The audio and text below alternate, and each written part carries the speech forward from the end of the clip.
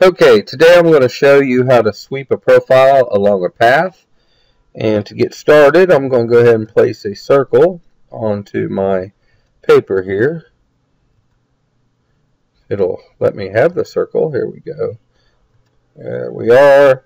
I'm going to go ahead and make sure that I do this circle at an intersection because it's really important that I know exactly where that point is for when I go to place my path to the circle. The path and the center point of your circle they coexist. They have to touch each other in the same place, whether it be a rectangle or whatever. If the profile doesn't touch the path, it won't sweep along it. So, and I'm going to roll this a little bit so that I can rotate that profile. So I'm going to select it and hit my move tool. What I want to do is turn this 90 degrees. And then I'm going to go ahead and get back to my top view. And I'm going to zoom out a little bit so that I can draw a series of lines on here and show you the power of the sweep function. I'll just kind of slide this up here. Go ahead and make sure that's dead on. I hate when it does that. It makes it forget that it keeps popping it close to the, brings it into focus, and I don't really want that, but I kind of wanted to stay flat. Anyway, I will pop in a polyline. I'm going to get right here on this line I was when I drew my circle and make things easier. And I'm going to go ahead and just pop a series of lines on here and do a few different turns. This is just all in fun, let you know how things work and what's going on. And go down here, pop over, and pop up, and go ahead and do it like that, hit enter. Now what I'm going to do to make my life a little easier, I'm going to use the sketch fillet tool, which lets me click on a line, and I don't know why it's, see, should have it. Here we go. Select this line and then select this line and pull back, and that'll go ahead and put a radius in there. It was at 6.25, so it did it like that. And then I'm going to go ahead and go through here. You can do it that way, or you could do something more on the lines of like taking a circle and trim it.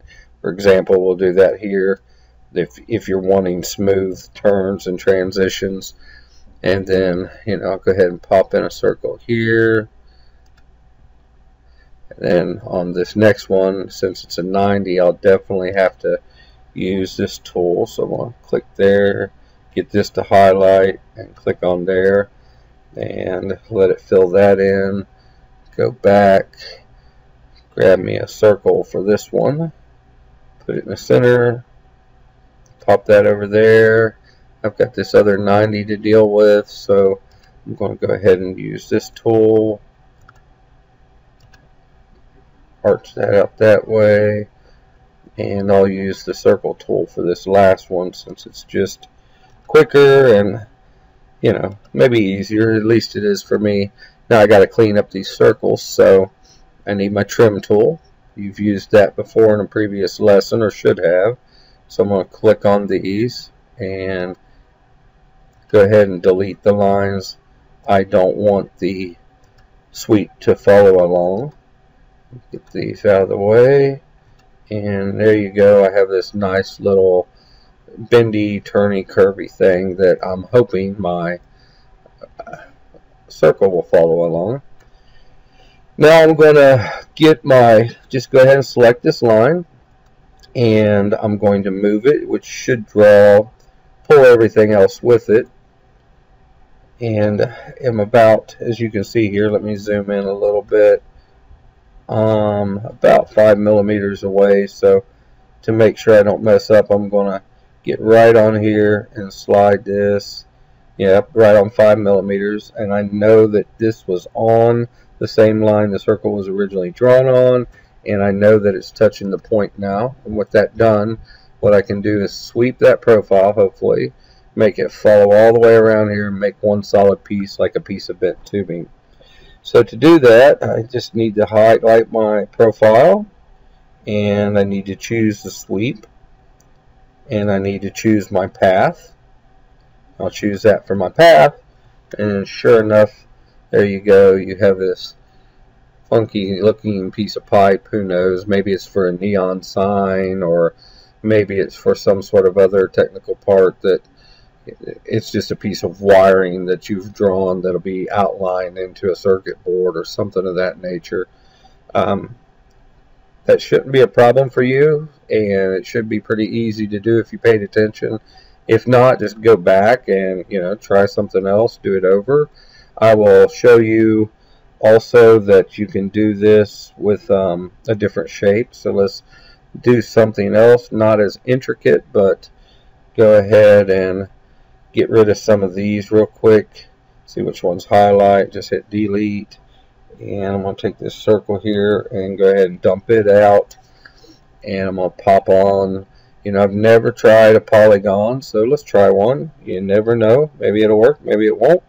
You know how I feel about things like that. If you don't try, you'll never know. So sometimes it's just a good idea to try. Let's take it, and I'm going to rotate it back like I did the circle. Let me get my right angle here so I'm not rotating it incorrectly. I think that should be fine. That I'd have to look at the top view just to make sure. Let me get the top view dead in place.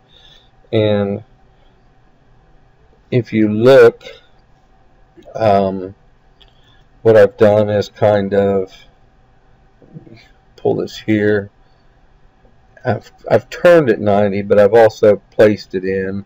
Since it was a polygon, it placed it in at an angle. So I'm going to go ahead and just draw from that point. You don't have to use the polyline tool. You can use a spline tool. Works just as well.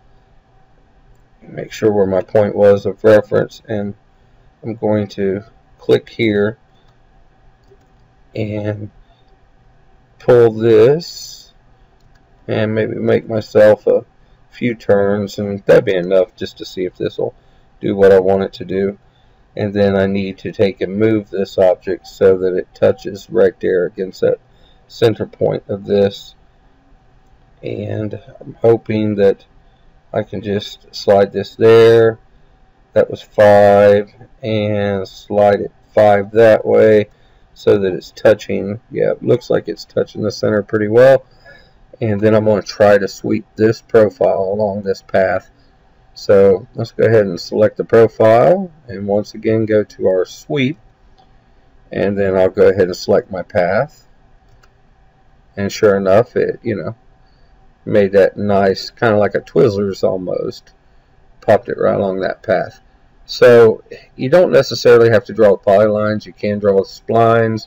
You'd have to be really careful in where you placed your turning points if using a spline, and understand exactly the curvature that you're wanting the object to have. So we can move that out of the way. Hopefully that'll show you how to use the sweep along the profile, because you've got a few lessons to do with it, or at least one. And that's enough for now. Thanks for watching.